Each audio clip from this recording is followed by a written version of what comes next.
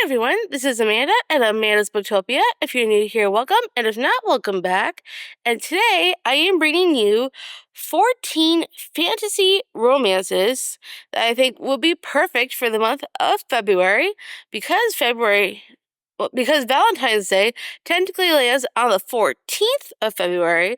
It's why I thought it would be a great idea to bring you 14 fantasy romance recs. Some of these you've probably have already heard of because they're being spread all throughout BookTube, but I'm also bringing them as recs because I agree with the hype for the most part. And then there's maybe a couple of others that you might not have heard of that are not as big right now, but eventually I'm hoping they will be. So there was one in particular I wanted to share, but I could not find my paperback copy of it. I know it's here somewhere.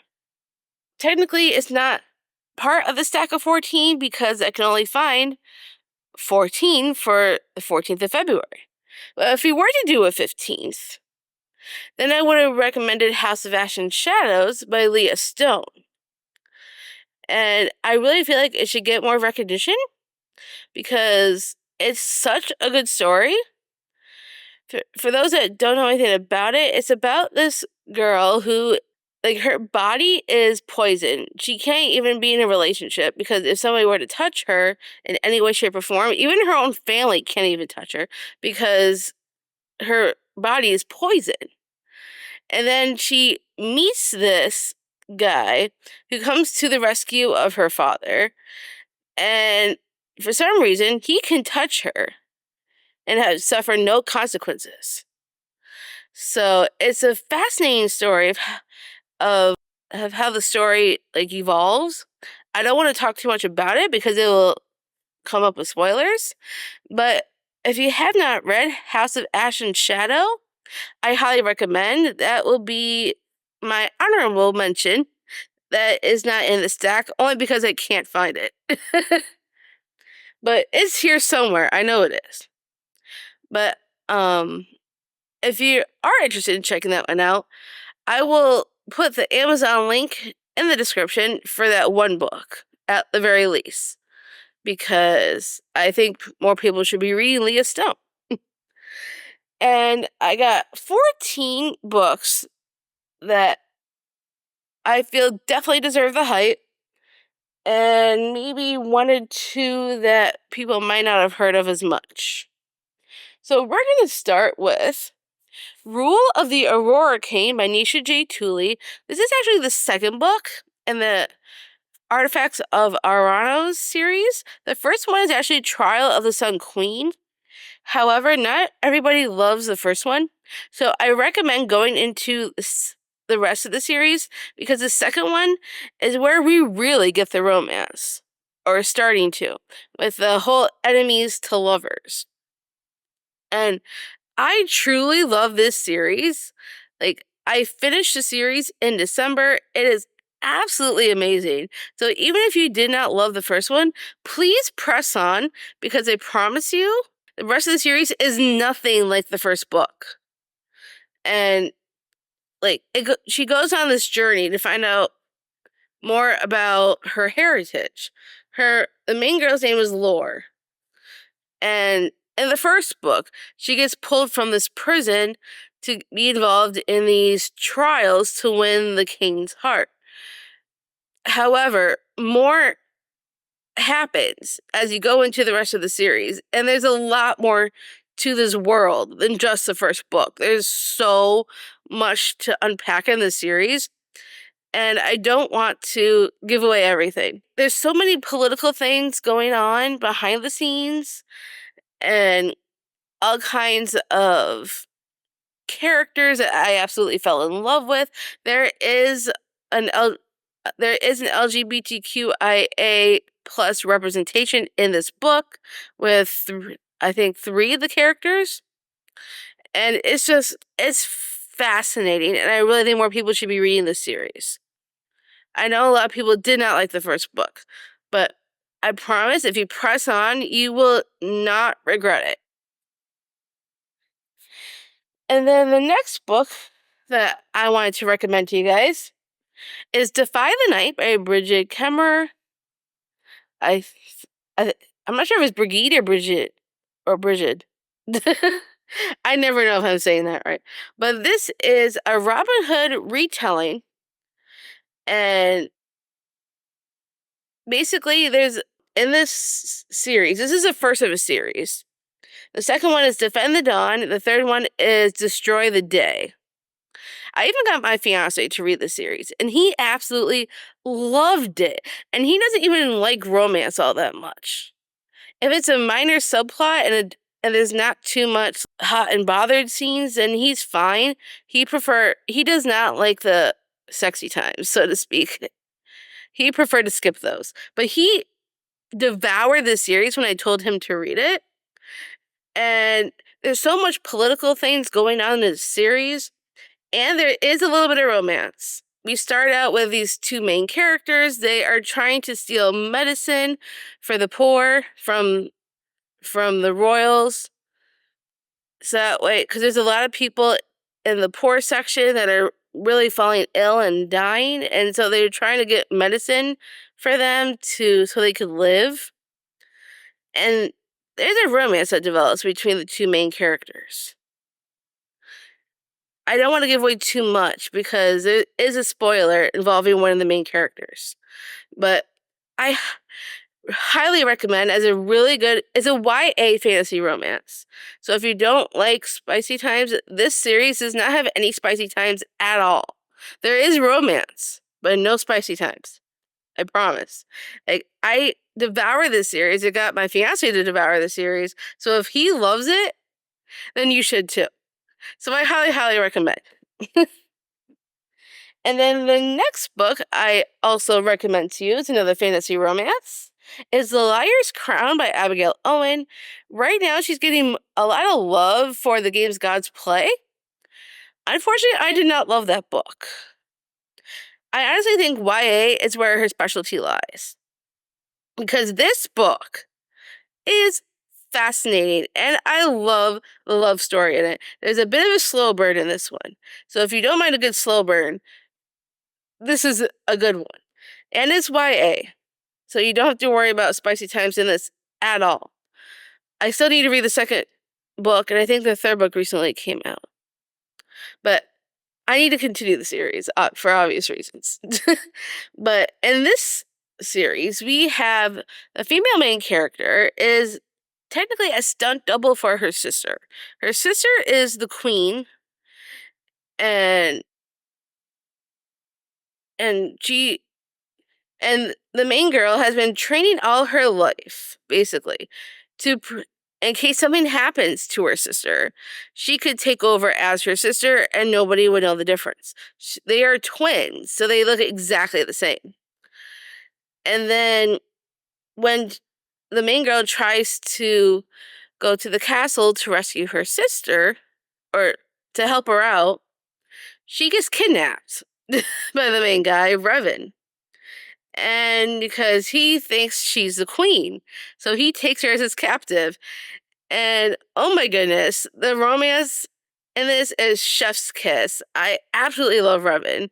He is one of my favorite book boyfriends. If you have not watched my book boyfriend video from last year, this is one of them. And I could not get enough. I really think more people should be reading this. I don't see very many people reading it. I've seen a couple of people mention it, but not many people actually reading it. So I really think people need to read this. So if you need a good fantasy romance for February, this is a good one. And then this next one has been going around BookTube for like ages now because everyone loves this series. This is Belladonna by Adeline Grace. I sincerely loved Belladonna. The first time I read it, I was addicted. And I did not love the second book, unfortunately. But this one is absolutely amazing. So in this one, if you don't know anything about it, we are following Signa, who can see ghosts. And her guardian that she's with in the beginning ends up passing away. So she finds a distant relative. They live at this mansion called Thorn Grove. And when she manages to get to Thorn Grove, a lot of weird things are happening to to the family. And there's ghosts, there's all kinds of weird things happening that Signa has to uncover with the help of Death. Death is, in a way, he's a character, but he's more of a shadow figure. He's not really human, but it definitely, if someone needed a book with a non-human character, this would be a good one. Because Death is a dangerous shadow, has never been far from Signa's side. He has been with her since she was born, and a romance develops between Signa and Death. And it's utterly fascinating, this world. It's historical, it's fantasy, there's romance. So if you like any of those genres, I highly recommend giving this one a try. It has a mystery in the center of it all, and the ending completely took me by surprise. I absolutely loved it. I think if you haven't yet read this, I highly recommend doing so. And then the next book I also recommend is A Fate Inked in Blood by Danielle L. Jensen. This is actually more of a slow burn. You don't get much romance until towards the end of the book. But I didn't mind that because I loved this world so much. And this is a Viking-inspired fantasy romance. And I never really was huge into Vikings until this book. And I absolutely loved it. And this one we are following Freya. And so she gets sold because her husband betrays her to a couple months or so. But I cannot wait to see where the series goes. This is addicting, and I think more people should be reading it. So if you haven't yet, I definitely recommend it. And then this next book, I highly recommend. I actually gave this 4.5 stars. But then I found out this is being adapted into a movie for Netflix, and I'm like, heck yeah, I'm here for it. So this is Quicksilver by Callie Hart. This has been going around BookTube like insanity. Everyone is picking this up and loving it, and I also really love this. However, I did have some issues with Kingfisher. He's the main guy. But for those that don't know, we are following Ceres. And she doesn't realize she has this power to talk to this metal, and she's able to use this metal to her advantage. And all of a sudden, Kingfisher pops out, and he drags Ceres to his land, and so much happens. I don't want to talk too much about it because most of it would be a spoiler if I were. But it reminded me so much of Throne of Glass, which is why I really enjoy this book so much. And I cannot wait for the movie to come out on Netflix. I think it's going to be amazing. I really hope they do the book justice, because so much happens in this book, and the cliffhanger at the end, I'm like, I need the second book. And then I found out the second book comes out much later this year. I think it's November, if I'm not mistaken. But I cannot wait to see where this series goes. And I had some issues with Kingfisher for a while, and the way he treated Ceres. But overall, it's a fascinating story and a fascinating world that I think more people should be reading. If you haven't picked it up yet, I highly recommend it. And then the next book that I also think more people should read is A Court is Cruel and Lovely by Stacia Stark. And also, I really truly love the Step Back. And this is quite a ride, let me tell you. So we are following this girl.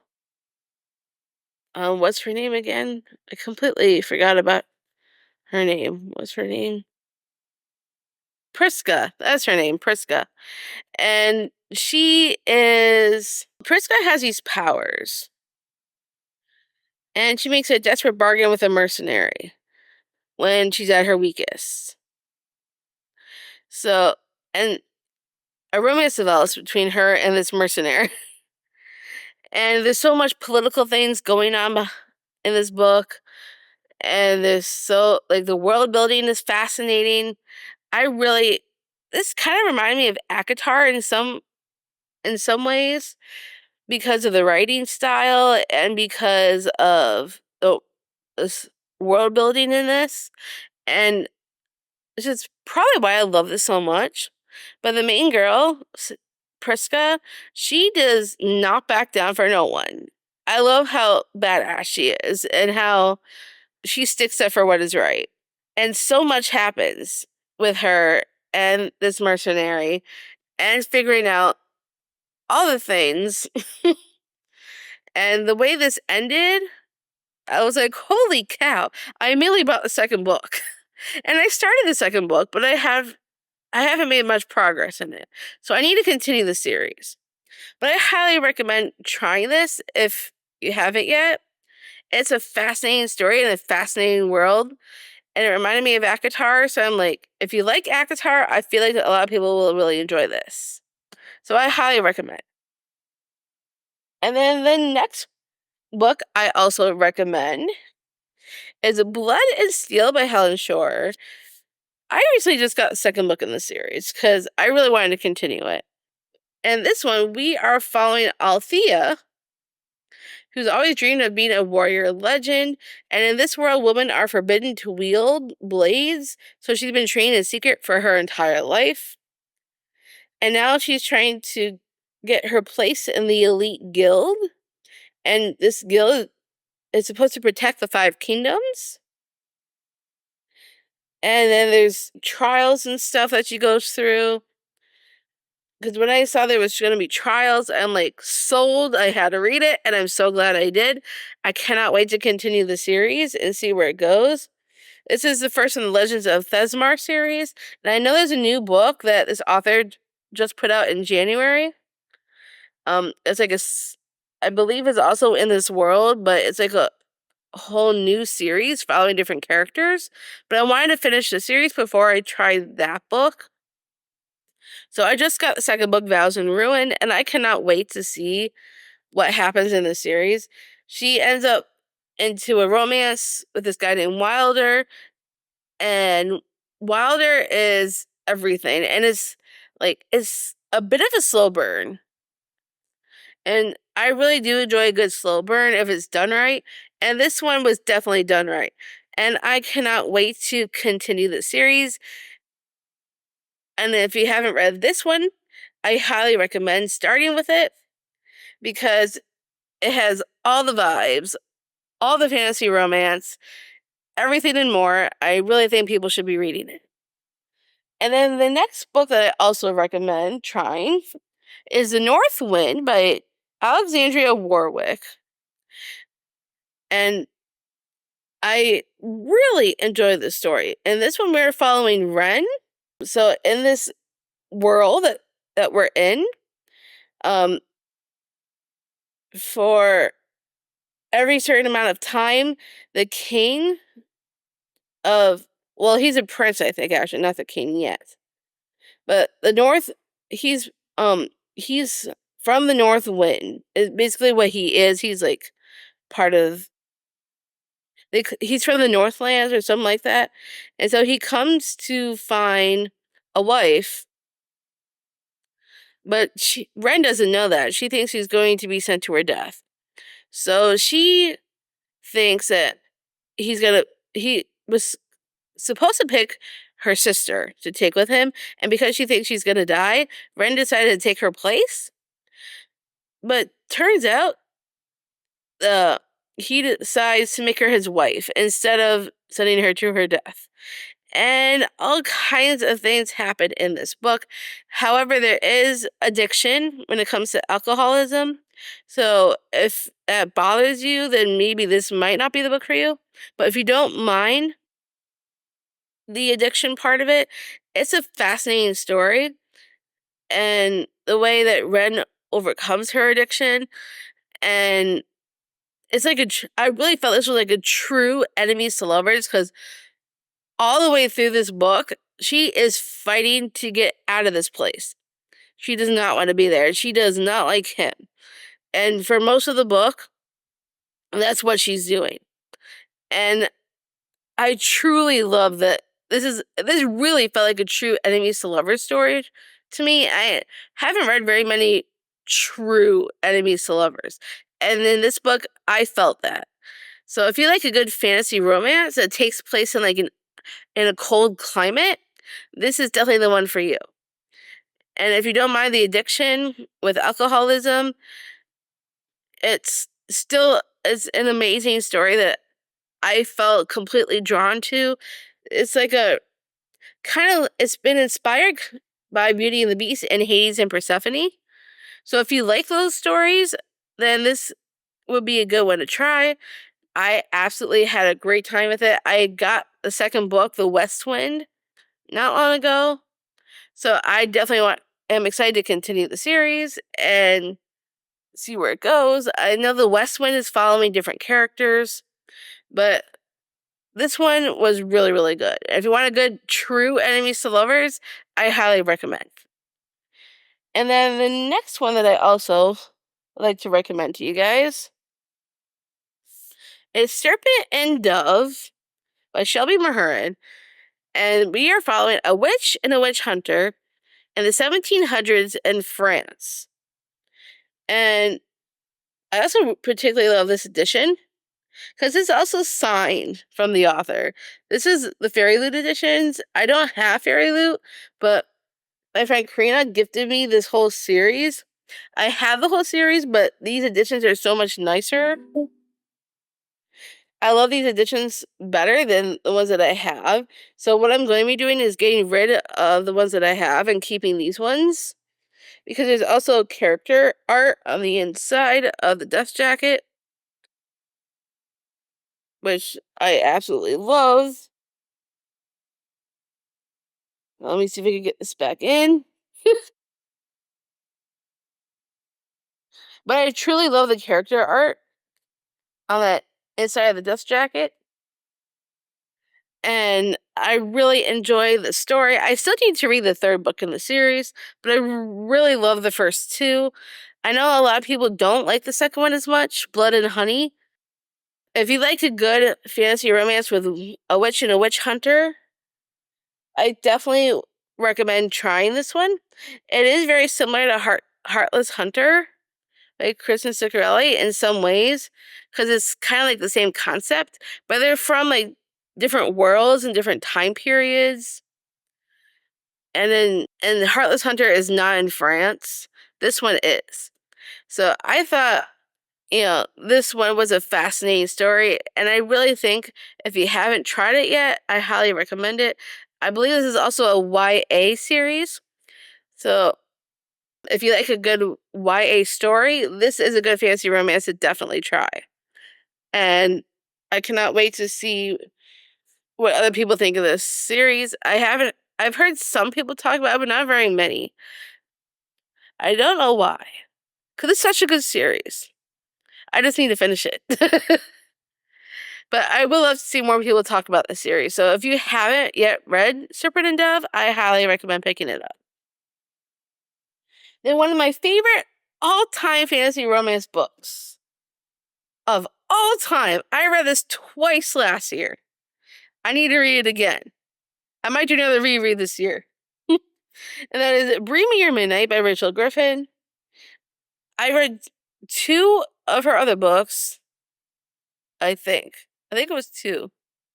I read The Nature of Witches, and I read Wild as a Witch. I did not like The Nature of Witches. Wild as a Witch was decent. I gave that one 4 stars, but this one is her best book of all time. If you haven't read Bring Me Your Midnight, I don't know what's stopping you. But I want everybody to read this book. I am addicted to this, and every time I want a good comfort go-to fantasy romance, this is the one. And it's YA. There is no spicy time in this book. You don't have to worry about that. But the characters are addicting, and this world is addicting. So basically, we are following Tana, and she has, and she's a witch. She has this whole coven on this island, and they release a lot of their magic into the water during the full moon to get rid of all the excess magic. But also by doing that, they're also the ocean and the wildlife in it are not doing so well because of it. But she misses the ritual of pushing all the magic into the water, and because of that, she runs into this guy named Wolf. Turns out Wolf is from another coven that she didn't know about. And so there's a romance that develops between her and Wolf, and he tries to help her with her magic because she wants to make sure she could get rid of her excess magic, and so he's trying to help her. And she learns this other form of magic she didn't realize that she could do. She thought it was harmful this whole time because that's what she's been told, but it's really not. And so a lot of stuff happens. There's also some political stuff going on in this book because she's supposed to marry the son from the king's son from the mainland, but she's developing the feelings for this other guy, Wolf. So the reason why she's marrying the king's son is to form this alliance between her people and the mainlanders because they want peace for their coven and they don't want them to come in and destroy everything they've built. So it's everything, this story. I could not get enough of this story. I've read it twice last year. I need to read this again. This is a book I will always go back to and reread because of the world and the characters and just it's everything. And if you have not read Read Me Your Midnight, I highly, highly recommend doing so. It is everything and more. I cannot get enough of it. It's so much better than her other two books. So if you weren't crazy about her other ones, then you should try this one instead. But if you have read her other ones and you did like those, read this one. Because her writing is so much better. And the way she develops the world and the writing is just so easy to fall into. And I just love this world so, so much. And everyone, I think, needs to read this book. And then this next one is a novella, but I also really enjoyed it. And that is Powerful by Lauren Roberts. This is technically a 1.5 in the series between Powerless and Reckless. The reason why I'm doing this one and not Powerless is because this book made me cry. Buckets. This is better than Powerless, and I thought Powerless was really good. I really enjoyed Powerless. Reckless, not as much. But between all the books, this little novella packs a punch. I am telling you, this follows Adina, who's a side character in Powerless. But Adina is the main girl in this one. It may be short, but it's mighty in every sense of the term. I have never cried so much in a novella in my entire life until I read this. And it was addicting. I could not put it down. I read it in one sitting because of how short it is. And I cried. If you read Powerless, you know what's coming in this one. Because of the ending of what happens with Adina and Powerless, you also get to relive that in here. And it's heartbreaking and all the feels. There is a bit of a romance. And honestly, I feel like I need more from the main guy in this to transfer into the main series. Because the second book, Reckless, did not have this guy in it at all. And I'm like, why? I would much rather have read from his perspective in Reckless more than anything. Because this little novella is everything.